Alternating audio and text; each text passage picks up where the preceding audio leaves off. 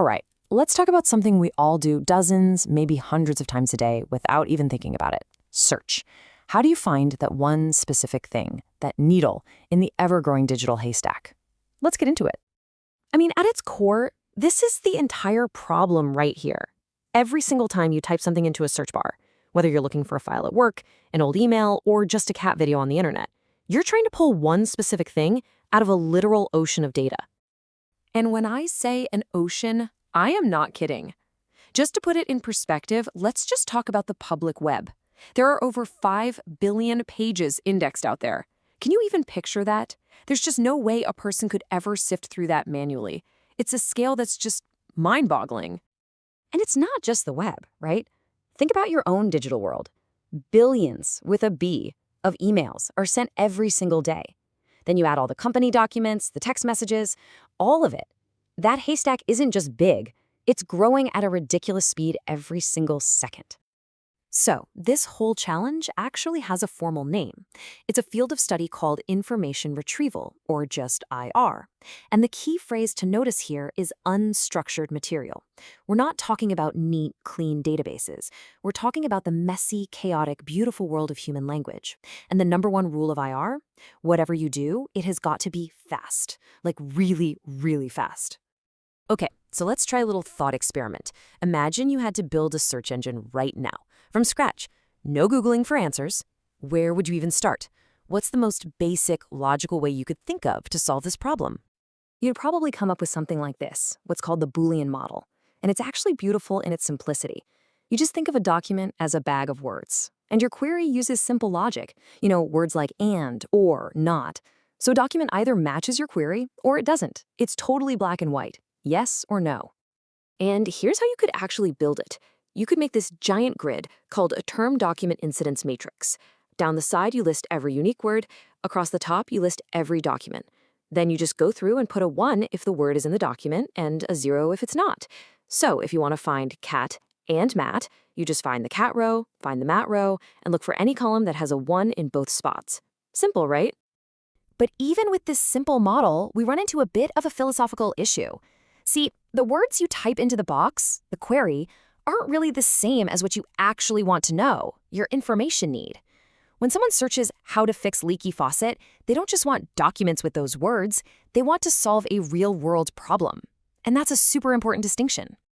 But okay, let's put a pin in that for a second, because our simple, logical little grid is about to run into a much, much bigger problem. A giant brick wall of a problem. And that wall is called scale. Let's forget about our 3 little example documents. Let's imagine a small, real-world collection. Say, 1 million documents. And across all those documents, there may be 500,000 unique words. Now, these numbers are actually pretty tiny by today's standards. But for our simple matrix idea, well, they're about to cause a total meltdown. Because when you do the math, 1 million times 500,000, you get this, 500 billion. That's how many cells our little grid would need. 500 billion ones and zeros. Just to store that data would take up dozens of gigabytes of memory, and we haven't even tried to search it yet. It's a non-starter. So here's the bottom line. Our nice, simple, common sense idea?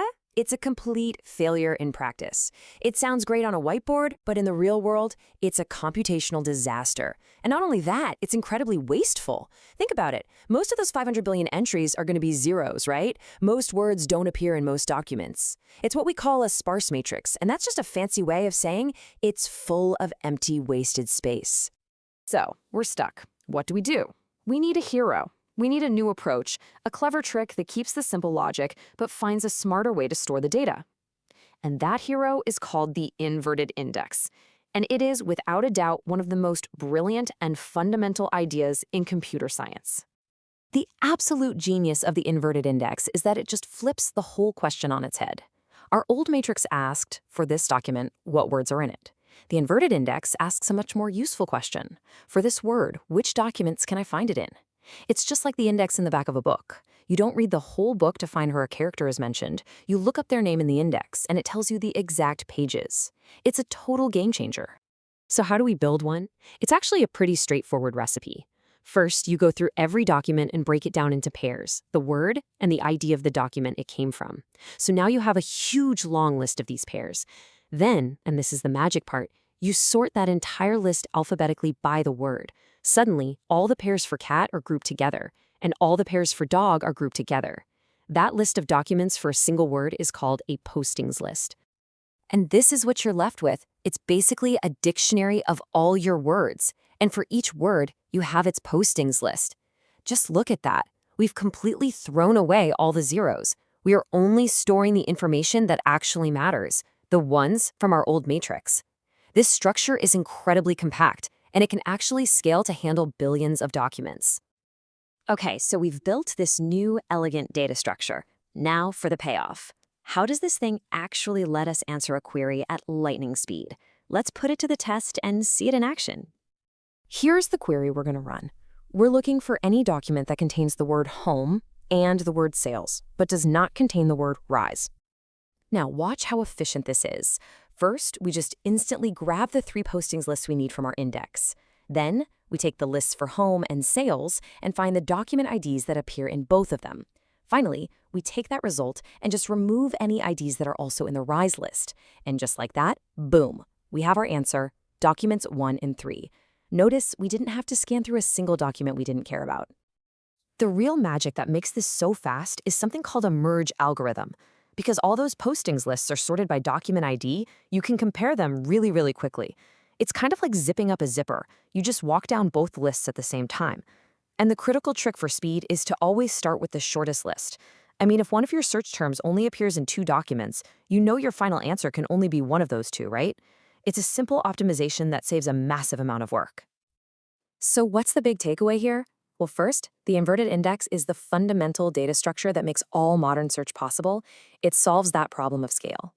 Second, it's so fast because of those sorted postings lists and clever merge algorithms.